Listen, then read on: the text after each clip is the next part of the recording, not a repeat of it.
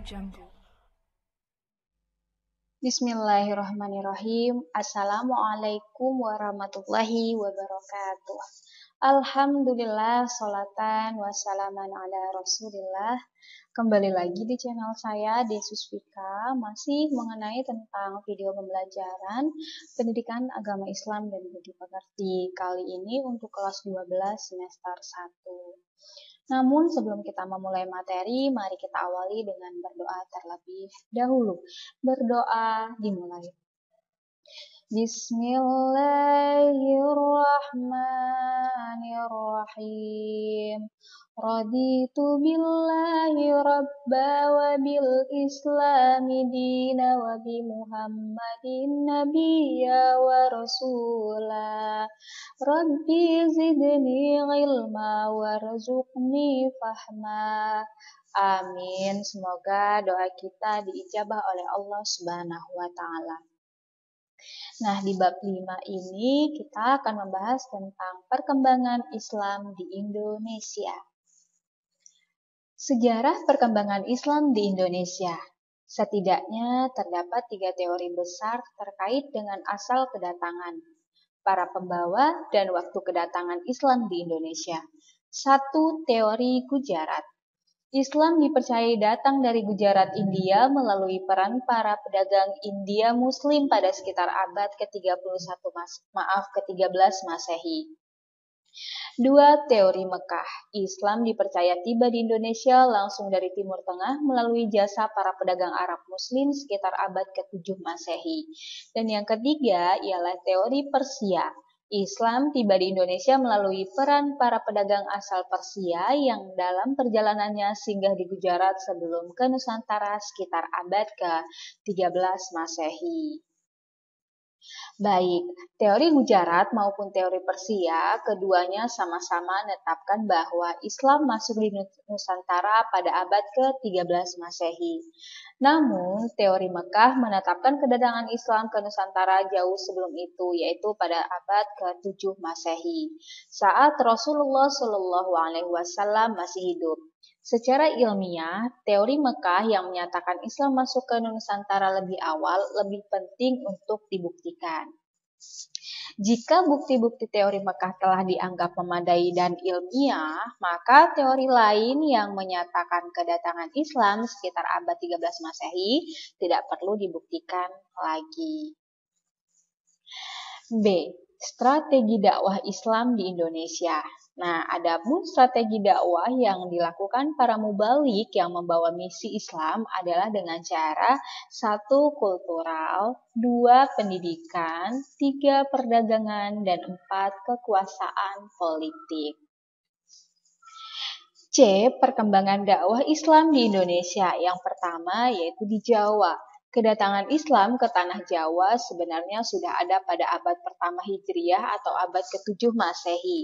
Hal ini dituturkan oleh Profesor Dr. Buya Hamka dalam bukunya Sejarah Umat Islam bahwa pada tahun 674 Masehi sampai 675 Masehi, sahabat Nabi Muawiyah bin Abi Sufyan pernah singgah di tanah Jawa atau Kerajaan Kalinga, menyamar sebagai pedagang. Adapun gerakan dakwah Islam di Pulau Jawa selanjutnya dilakukan oleh para wali songo. Dan yang kedua ada di Sumatera. Wilayah Indonesia yang mula-mula dimasuki Islam adalah pantai barat Pulau Sumatera dan daerah Pasai yang terletak di Aceh Utara yang kemudian di masing-masing kedua daerah tersebut berdiri kerajaan Islam yang pertama, yaitu Kerajaan Islam Perlak dan Samudra Pasai. Samudra Pasai adalah kerajaan Islam pertama di Nusantara dengan rajanya yang pertama adalah Sultan Malik Al-Saleh, memerintah dari tahun 1261 sampai 1297 Masehi. Sultan Malik Al-Saleh sendiri semula bernama Marasilu. Setelah menikahi putri Raja Perla, kemudian masuk Islam berkat pertemuannya dengan utusan Syarif Mekah yang kemudian memberi gelar Sultan Malik Al-Saleh. Nah, kerajaan Samudra Pasai berada di bawah pengaruh Kesultanan Aceh yang berpusat di Bandar Aceh Darussalam. Sekarang dikenal dengan Kabupaten Aceh Besar. Nah, munculnya kerajaan baru di Aceh yang berpusat di Bandar Aceh Darussalam menyebabkan saudagar-saudagar Muslim yang semula berdagang dengan Malaka memindahkan kegiatannya ke Aceh. Kerajaan ini mencapai puncak kejayaan pada masa pemerintahan Iskandar Muda Mahkota Alam. Dan yang ketiga, di Kalimantan. Islam pertama kali masuk ke Indonesia juga melalui Aceh Samudra Pasai. Lebih dari 95% penduduk Aceh juga merupakan penganut agama Islam. Nah, selain itu, Aceh dan budaya tradisionalnya, mulai dari busana daerah hingga tarian-tarian, banyak menyerap unsur dan corak budaya Islam. Islam masuk ke Kalimantan atau yang lebih dikenal dengan Borneo melalui 3 jalur.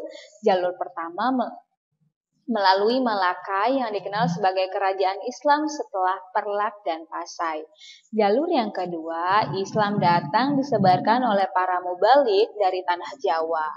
Ekspedisi dakwah ke Kalimantan ini mencapai puncaknya saat kerajaan Demak berdiri. Demak mengirimkan banyak mubalik ke daerah ini, maka lahirlah ulama besar. Salah satunya adalah Syekh Muhammad Arsyad Al-Banjari. Jalur ketiga, para dai datang dari Sulawesi atau Makassar, terutama dai yang terkenal saat itu adalah Datu Ribandang dan Tuan Tunggang Parangan. Nah, yang keempat yaitu di Sulawesi. Islam masuk ke Sulawesi melalui jalur perdagangan karena pada waktu itu antara pulau satu dengan yang lain menjalin hubungan dagang. Hubungan itu terjalin untuk meningkatkan ekonomi, kepentingan politik, dan kerajaan. Hubungan ini pula yang mengantar dakwah menembus dan merambah Jelabas atau Sulawesi. Kerajaan Goa mengadakan hubungan baik dengan kerajaan Ternate di bawah pimpinan Sultan Baabullah yang telah menerima Islam lebih dahulu. Melalui seseorang dai bernama Datu Ribandang, agama Islam masuk ke kerajaan ini dan pada tanggal 22 September tahun 1605, Karang Tanigalo, Raja Goa yang pertama memeluk Islam yang kemudian bergelar Sultan Alauddin Al-Awwal dan diikuti oleh Perdana Menteri atau Wazir besarnya yaitu Karaeng Matopa. Selanjutnya D. Gerakan Pembaruan Islam di Indonesia. Gerakan-gerakan di Indonesia merupakan salah satu contoh berkembangnya Islam di Indonesia. Gerakan pembaruan di Indonesia terdiri dari berbagai organisasi dan partai politik dengan cara dan warna yang berbeda-beda. Ada yang bergerak di bidang pendidikan, bidang politik, ekonomi, sosial, budaya, dan sebagainya.